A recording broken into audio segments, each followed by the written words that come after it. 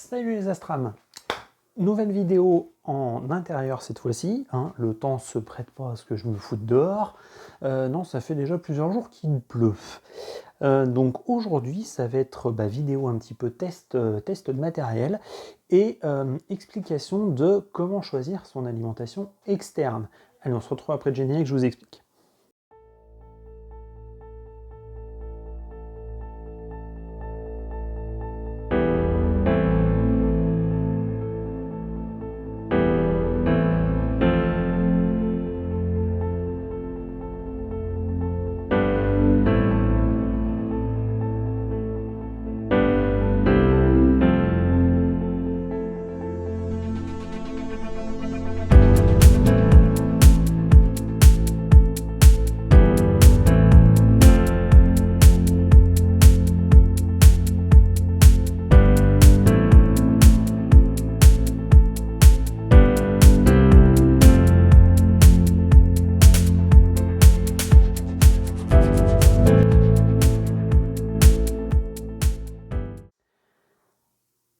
Choisir son alimentation externe.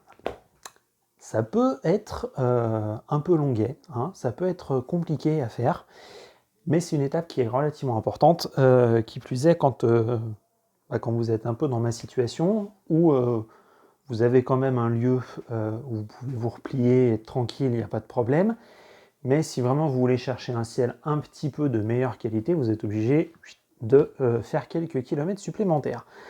Là, à moins d'avoir une rallonge qui fait une quinzaine de kilomètres, ça va pas être possible.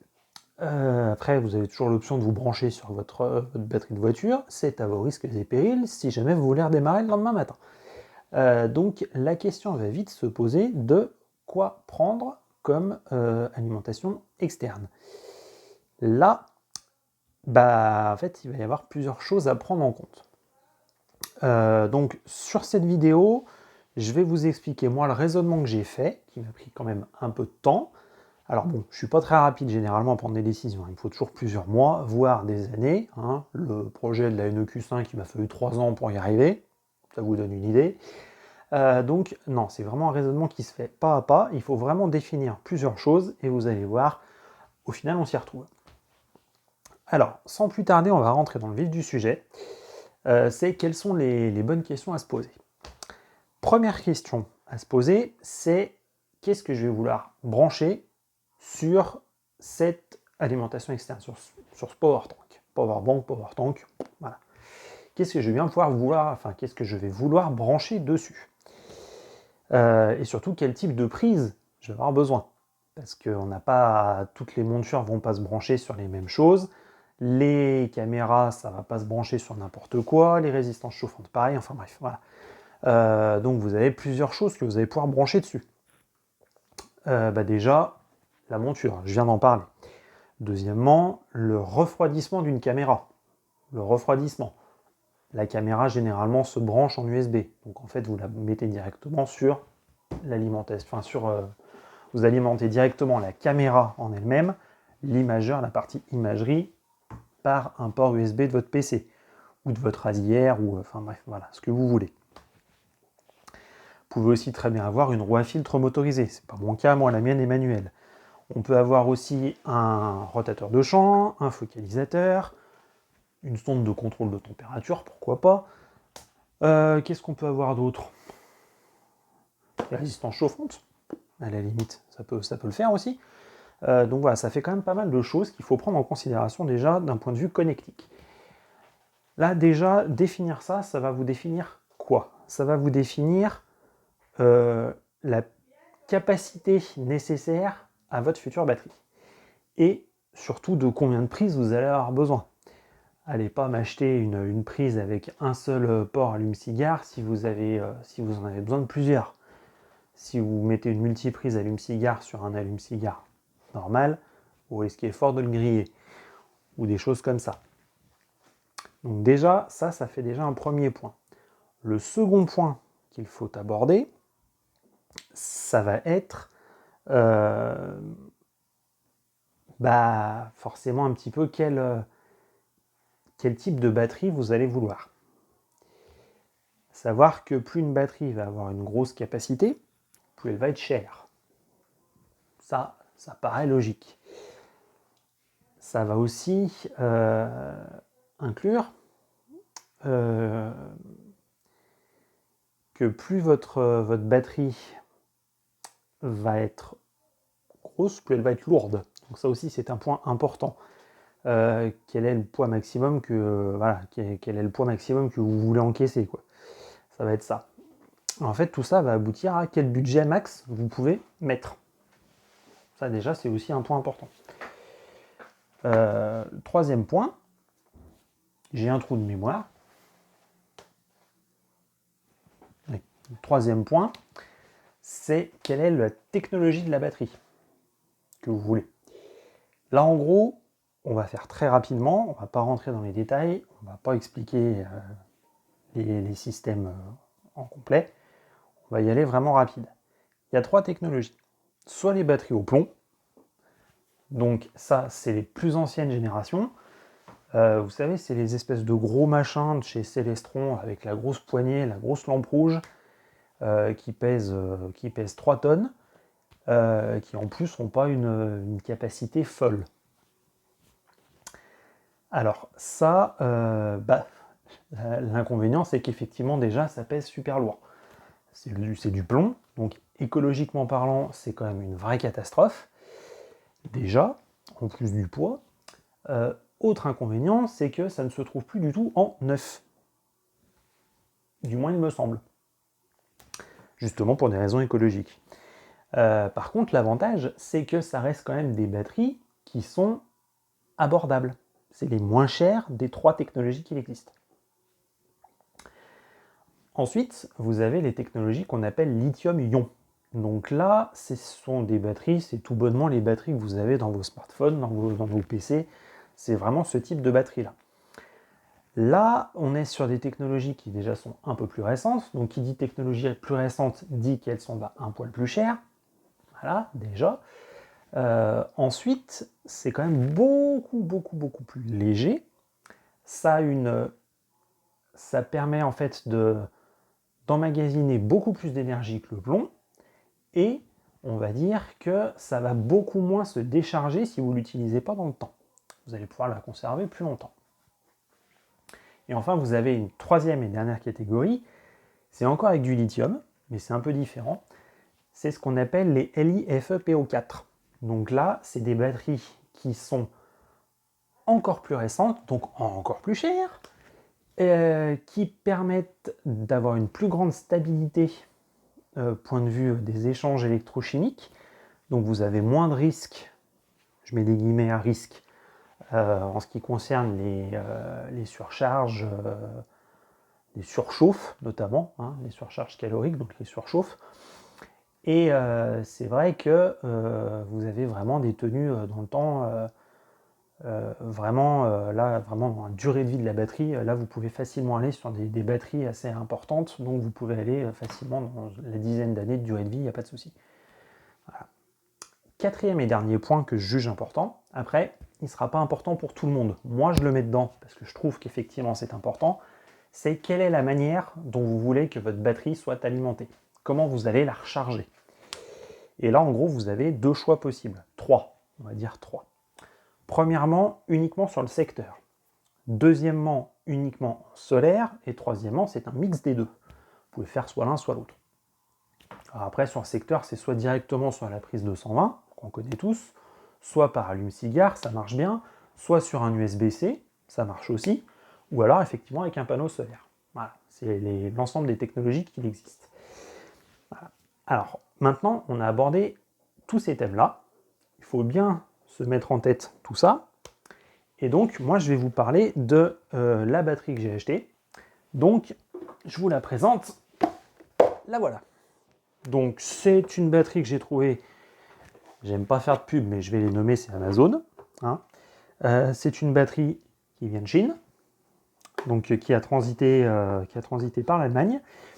Alors, actuellement, à l'heure à laquelle je tourne la vidéo, donc mi-mai 2024, elle n'est pour le moment plus disponible. Elle va revenir, mais pour le moment, elle ne l'est plus. Alors, on va partir donc de cet exemple-là, et je vais vous faire le cheminement que j'ai fait moi dans ma tête pour aboutir à choisir cette batterie-là. Alors, on va reprendre le petit plan que je vous ai fait. Alors, je vais laisser la batterie à côté de moi, comme ça au moins on y verra plus clair. Donc, pourquoi j'ai choisi celle-ci?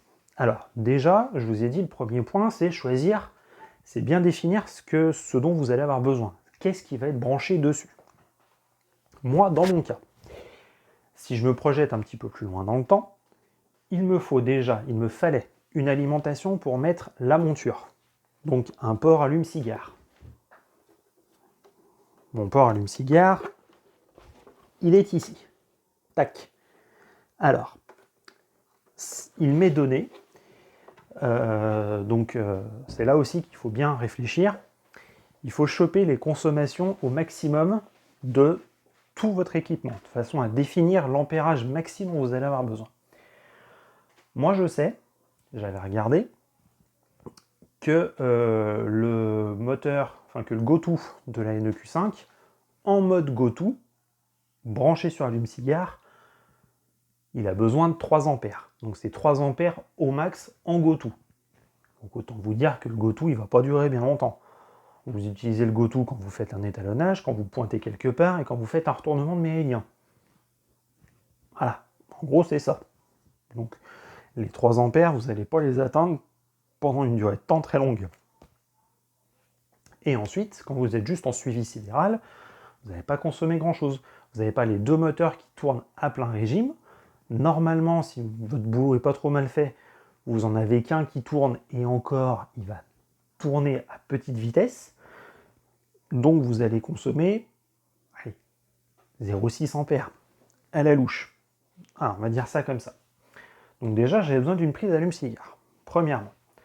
Deuxièmement, je voulais que mon PC puisse éventuellement se faire charger dessus. Donc là, effectivement, ça pompe pas mal d'énergie. Donc moi, je sais que mon PC, si je regarde les informations de mon transfo, consomme 2 ampères, à peu près. 1,4, j'allais dire 1,9, j'étais pas loin du compte. 1,4. Donc là, ce que j'essaye de faire, de façon à économiser au max la batterie, donc j'avais besoin forcément déjà d'une prise 220. Bon, j'en ai 2 pour le prix d'une. Moi, ça me va. C'est pas plus mal. Donc j'avais besoin déjà de ces 2 prises-là aussi. J'essaie de m'arranger quand je fais une soirée, de commencer ma session avec le PC presque chargé à fond. Presque. Pour le moment, j'y arrive pas encore parce que j'ai toujours des trucs à faire avant, enfin bref. Et je charge le PC, quand il tombe en dessous de 35%, je le charge, et j'ai déjà fait l'essai, en 1 heure, il me le recharge à donf. Donc on va dire qu'en 1 heure, je vais consommer 1,4 ampères. Ça fait pas baiser. À terme, j'en ai déjà parlé sur la chaîne, à terme, j'envisage de prendre une nouvelle caméra. Une caméra refroidie. L'alimentation de la partie vraiment imagerie se fait en USB, donc va venir se brancher directement sur un port USB de mon PC. Et la partie refroidissement passe donc par un transformateur, d'où la nécessité d'une deuxième prise 220. Une pour le PC, une pour le refroidissement. Donc là, je savais déjà qu'il fallait que je trouve une batterie qui avait un port allume-cigare et 2 ports, enfin deux prises 220. Déjà. Ensuite, je me suis dit, on ne sait jamais, peut-être que dans le futur, tu vas vouloir, si jamais tu te trouves en rade avec ton téléphone portable, autant avoir un port USB. Voilà, donc là, hop, on va tourner la bestiole. Là, j'ai 3 ports USB et un port USB-C. Donc je pourrais très bien faire charger mon téléphone portable dessus et, par exemple, faire alimenter des résistances chauffantes sur mes ports USB, par exemple. J'ai aussi des sorties DC en output. Forcément, output, c'est forcément une sortie. En courant continu. Je ne sais pas trop encore si elles vont me servir, mais bref, pourquoi pas. Alors, ça, donc, ça nous fait déjà le premier point. J'ai donc déterminé quel usage, quel connectique j'allais avoir besoin. Si on revient sur le deuxième point, Deuxième point, c'est quel budget je m'octroie. Je m'étais fixé un budget max qui était de 350, ce qui est déjà pas mal. Sachant que les batteries, on va dire, acceptables, avec pas beaucoup de connectiques et pas une grande capacité. Donc en gros, vous n'avez pas besoin des prises 220, vous avez juste la prise allume-cigare, 2-3 ports USB, machin. Donc ça, en gros, vous allez pouvoir alimenter une monture, c'est tout, à peu près.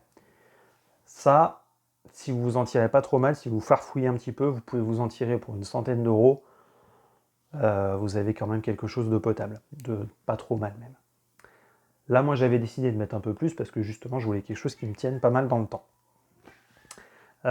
Donc ensuite, troisième point, c'était quelle est la technologie. Donc déjà, il était hors de question que je prenne du plomb, pour les raisons que je vous ai évoquées. Écologiquement, c'est une cata. Et puis moi, je voulais pas quelque chose de reconditionné, je voulais quelque chose de neuf. Donc, le LIFE PO4 était trop cher, donc en gros, il ne me restait plus que le lithium-ion. Donc, c'est une batterie lithium-ion qui m'a coûté 349, donc j'étais dans les clous de mon truc. Et voilà. Ensuite, dernier point dont on a parlé, c'est comment le charger. Là, moi, j'ai décidé, c'est un choix qui m'est propre, j'ai décidé de partir sur quelque chose d'hybride. Donc c'est un rechargement qui peut se faire sur port USB-C. Oui, sur port USB-C qui est ici, là. Ou alors sur secteur qui est ici, sur port allume-cigare qui est là, ou alors par panneau solaire. J'ai l'ensemble des trucs. En fait, ce que je veux, ça c'est un choix qui m'est propre, c'est vraiment d'avoir quelque chose, de réduire au maximum mon empreinte. Je veux pas... j'estime qu'on n'a qu'une seule planète, qu'il faut essayer de la préserver. À mon niveau, je fais ce que je peux. Si je pouvais brancher une grosse dynamo, je le ferais, mais c'est malheureusement pas possible. Donc je suis conscient que j'utilise quand même des ressources de la planète avec le lithium, mais j'ai pas trop le choix. Voilà. Donc j'ai fouillé, et en fait, je suis tombé sur plusieurs batteries, dont celle-ci. Et alors c'est là en fait qu'il faut se méfier. Quand vous regardez sur les sites internet, je vous mettrai le lien de celle-ci et le lien de 2-3 autres. Faites attention, il y a un petit piège. Celle-ci, quand on regarde sur le descriptif, alors sur le descriptif du fournisseur, sur le descriptif d'Amazon, sur le descriptif, je l'avais vu sur ManoMano aussi, elle est donnée pour 164 000 mAh. Et là, vous seriez en droit de me dire, c'est énorme. Tu nous as pris un truc surdimensionné pour ce que tu veux en faire. Alors oui, effectivement, j'ai compté que, allez, si je prends très très large, il va me falloir très large. C'est-à-dire que on va considérer que la future caméra refroidit à fond tout le temps, que je suis en go-to tout le temps, ce qui n'arrive jamais. J'arrive à quelque chose près à du 7 ampères. J'ai besoin de 7 ampères par heure. Donc vous pourriez vous dire 164 000 mAh par heure, ça fait donc 164 ampères. La vache, il a pris un machin, c'est un monstre la batterie. Petite remarque. Souvenez-vous de vos formules d'électricité qu'on faisait quand on était au lycée. P égale UI. Alors, la puissance qui s'exprime en watts est égale à U, la tension, qui s'exprime en volts, multiplié par I, l'intensité, en ampères. Alors, 164 000 mA, soit 164 ampères, nous délivre une puissance de 606 watts. Et là, quand vous faites le calcul, donc P égale UI, donc U est égal à P sur I, cela nous donne, pas grand-chose, ça nous donne du 3,27 ou 3,7, je ne sais plus, quelque chose dans ce style. Allez, hop, on va vérifier, 3,7. Donc en fait, oui, elle est capable de délivrer 164 ampères par heure avec 3,7 volts. C'est pas de bol. La plupart des instruments qu'on utilise, la plupart des alimentations dont on a besoin sont en 12 volts. Donc, reprenons le calcul, mais cette fois-ci en cherchant l'intensité avec un courant de 12 volts. Donc nous avons P qui est toujours en watts, qui est toujours égal à 606, ça ne va pas bouger. Par contre, U est égal à 12. Donc, quel est I? Donc, I, notre intensité, est égale à P divisé par U. Et donc là, on arrive, je vous marquerai le résultat, à 50,5 ampères par heure. Donc, on est loin de nos 164 ampères. On est bien d'accord.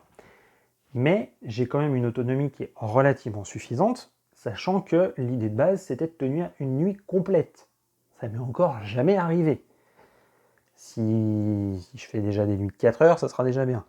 Là, si vraiment au grand max, je consomme 7 ampères par heure, au grand max, 50,5, ça nous fait 7 x 7, 49. Voilà. Je me garde un peu de marge. Je ne l'utiliserai jamais complètement. Donc, je pourrais l'utiliser pendant 7 heures, si vraiment tout est branché dessus. Tout est branché dessus et tout tourne à fond. Ce qui n'est pas le cas. Ce qu'il ne faut jamais faire. Donc voilà, c'est tout un cheminement qu'il faut faire dans sa tête avant de prendre la décision. Donc moi, c'est pour ça que j'ai voulu tourner cette vidéo. J'ai pris pas mal de temps, j'ai pris plusieurs mois à réfléchir quelle était la bonne option.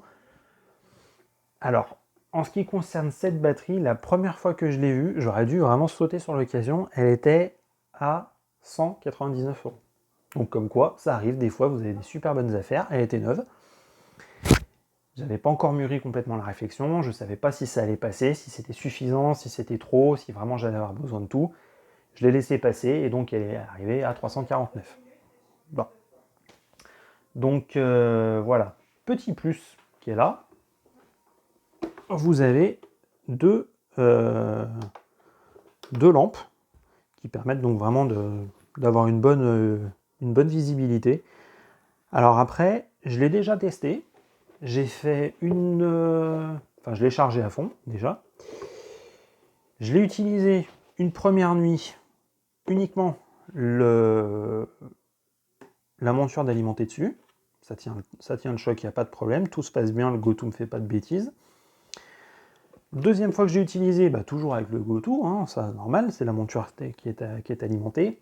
Par contre, j'ai besoin de recharger mon PC. Donc je l'ai passé là-dessus. Tout s'est bien passé, donc bien pensé à activer le mode, parce que forcément nos transformateurs ne fonctionnent pas en courant continu DC, mais fonctionnent en courant alternatif AC. Donc bien pensé à activer le bon mode, sinon votre PC ne va pas se charger.